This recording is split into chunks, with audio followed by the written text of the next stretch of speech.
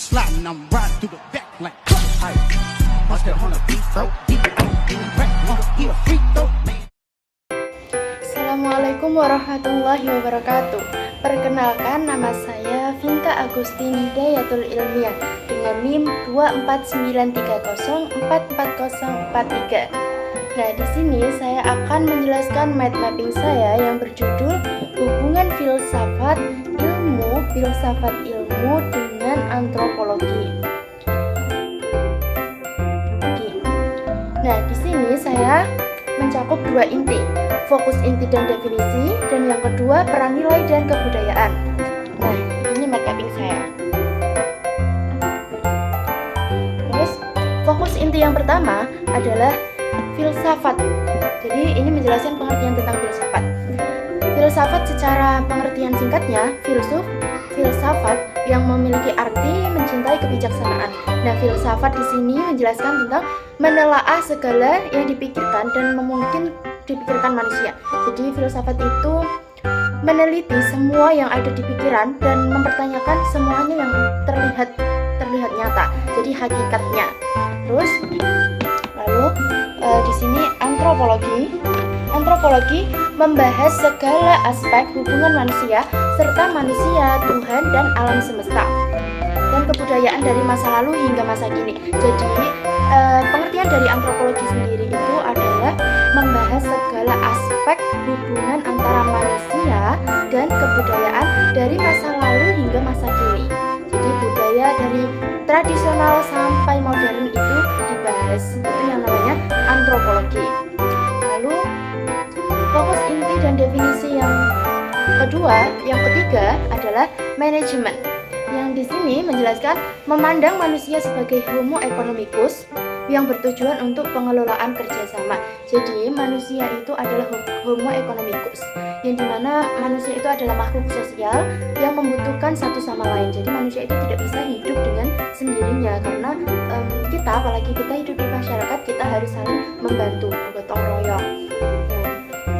Terus di sini definisi kebudayaan. Definisi kebudayaan menurut Taylor 1871, yakni keseluruhan yang mencakup pengetahuan, kepercayaan, seni, moral, hukum, adat, serta kemampuan atau kebiasaan yang diperoleh manusia sebagai anggota masyarakat. Nah, menurut Taylor 1871 itu budaya itu apa sih? Definisi budaya itu mencakup keseluruhan pengetahuan, kepercayaan, bagaimana kita bisa dipercaya oleh orang lain, terus seni yang ada pada masyarakat kita, budaya apa yang terkandung pada masyarakat kita, lalu moral, kita sebagai manusia harus memiliki moral yang baik, lalu hukum, kita harus mengerti hukum, ini hukumnya baik atau ini hukumnya pantas dilakukan atau tidak. Nah, terus adat serta kemampuan atau kebiasaan yang diperoleh manusia sebagai anggota masyarakat. Jadi kebiasaan kita yang diperoleh kita sebagai anggota masyarakat. Contoh di sini ada kita sebagai warga masyarakat memiliki kebiasaan untuk rutin dibaan. Nah, itu juga termasuk adatnya orang masyarakat di desa saya.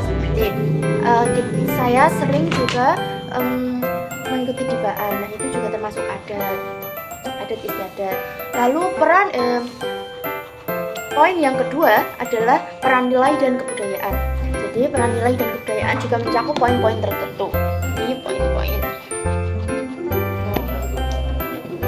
Peran nilai dan kebudayaan. Poin yang pertama adalah nilai budaya. Poin yang kedua adalah wujud budaya. Dan poin yang ketiga adalah budaya dan pendidikan. Poin yang keempat, materi budaya diperoleh secara sadar.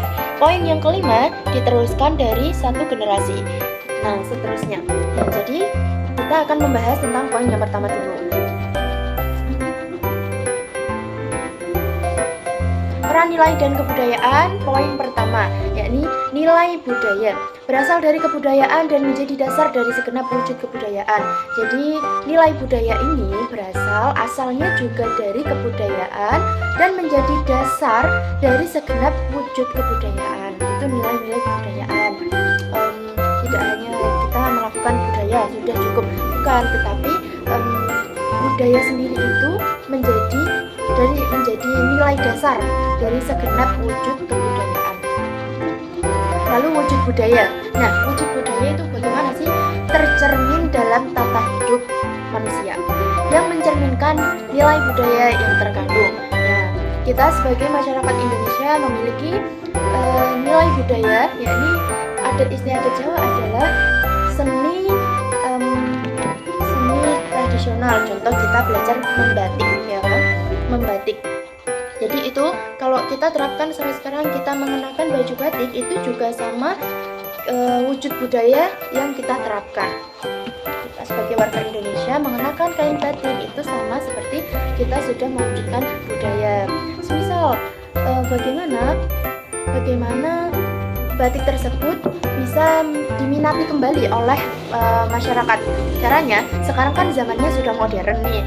Nah, batik yang dulunya tradisional, maka dirubah kain-kain batik itu menjadi baju-baju yang bagus untuk dimodel menjadi baju-baju modern, tapi masih terkandung nilai kebatikannya. Nah, terus sekarang kita menggunakan gadget atau menggunakan digital. Jadi kita bisa mengupload atau membuat instastory di situ, memberikan nilai-nilai kebudayaan. Jadi kalian mengenakan baju batik, lalu kalian foto di situ. Nah, terus peran nilai dan kebudayaan yang ketiga adalah budaya dan pendidikan. Budaya dan pendidikan ini sangat erat hubungannya. Budaya dan pendidikan ini sama-sama penting dan sangat erat hubungannya. Materi budaya diperoleh secara sadar lewat proses belajar. Jadi kita belajar budaya atau kita mengerti budaya itu juga berasal dari proses belajar. Jika kita tidak belajar, maka kita tidak mengetahui apa itu budaya. Budaya Indonesia itu apa sih? Seninya Indonesia itu apa sih? Nah, gitu kan. Jadi budaya dan pendidikan itu sangat erat hubungannya. Karena budaya juga diperoleh dari kita belajar. Selanjutnya ada diteruskan dari generasi ke generasi selanjutnya. Yang saya sampaikan tadi diteruskan dari generasi ke generasi selanjutnya. Yang dulunya generasi milenial, sekarang Gen Z. Semisal Gen Z tidak mau menggunakan batik karena itu motifnya terlalu tradisional, model bajunya terlalu tradisional. Maka kita sebagai para pelajar itu menginspirasi para penjahit atau para pencipta batik untuk menjahit baju-baju yang modern tetapi juga sopan dan bagus untuk dikenakan orang Indonesia dengan motif batik. Nah, itu juga mencerminkan nilai kebudayaan supaya bisa diteruskan dari generasi ke generasi. Jadi kita juga harus mengikuti perkembangan zaman. Jangan sampai kita stuck ke zaman yang dahulu. Lalu kebudayaan masa lalu berekstentasi pada masa kini dan disampaikan ke masa depan. Jadi kebudayaan lalu, jadi misal nih ada seni jaranan. Nah, seni jaranan itu juga sudah ada pada zaman masa lalu, tapi pada masa kini dan disampaikan ke masa depan. Jadi masa depan kita juga memiliki cerita untuk turunan kita. Dulu loh, ibu ada budayanya seperti ini. Dulu ibu pernah loh menjumpai ini. Kalau zamannya sekarang begini. Kita harus menceritakan atau memberitahu kepada anak-anak yang pada zaman yang akan datang. Selanjutnya ialah syarat kemajuan ilmu. Ilmu hanya dapat maju apabila masyarakat dan peradaban berkembang. Nah, ilmu itu bisa maju jika masyarakat dan para pemuda, para peradaban itu berkembang. Semisal kita tidak berkembang, kita stuck di situ, kita tidak belajar, tidak mempelajari, tidak mencari tahu, maka ya kemajuan ilmu itu menurun. Kita tidak ada kemajuan ilmu sama sekali karena kita tidak mencari tahu, kita tidak bersungguh-sungguh dalam belajar dan mengembangkan ilmu tersebut. Nah, sudah, ini tersebut hubungan filsafat ilmu dengan antropologi. Sekian dari saya. Wassalamualaikum warahmatullahi wabarakatuh.